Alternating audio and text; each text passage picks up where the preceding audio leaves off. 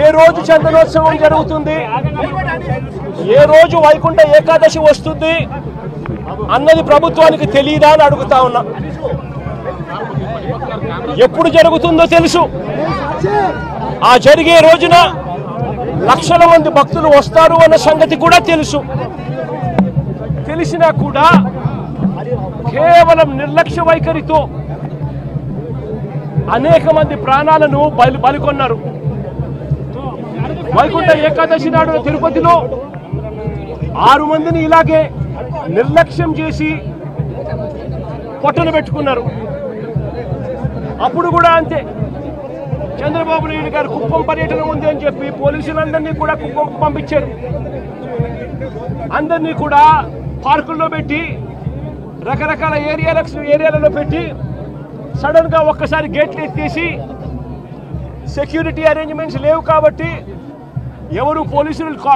పోలీసులు ఎవరు లేరు కాబట్టి అందరూ చంద్రబాబు నాయుడు గారిని ప్రసన్నం చేసుకునే దానికి వెళ్ళిపోయారు. కాబట్టి అందరినీ కూడా పార్కుల్లోనూ అక్కడ ఇక్కడ ప్యాక్ చేసి సాయంత్రం పూట ఇక లైన్లలో నిలబడండి అని చెప్పి గేట్లు ఎత్తారు.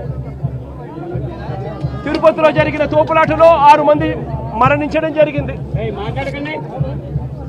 లక్షల మంది వస్తారు అని తెలిసినా కూడా జరిగిన ఘటన. ఈరోజు చందనోత్సవం రోజు కూడా లక్షల మంది భక్తులు వస్తారు.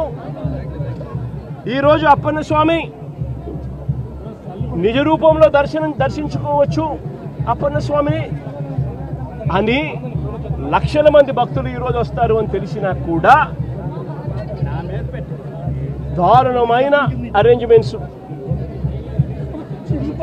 చాలా మంది చెప్తా ఉన్నారు కనీసం టెంపరీ టాయిలెట్లు కూడా లేవు, క్యూలలో నిలబడిన వాళ్ళకి నీళ్లు లేవని కూడా చెప్తా ఉన్నారు.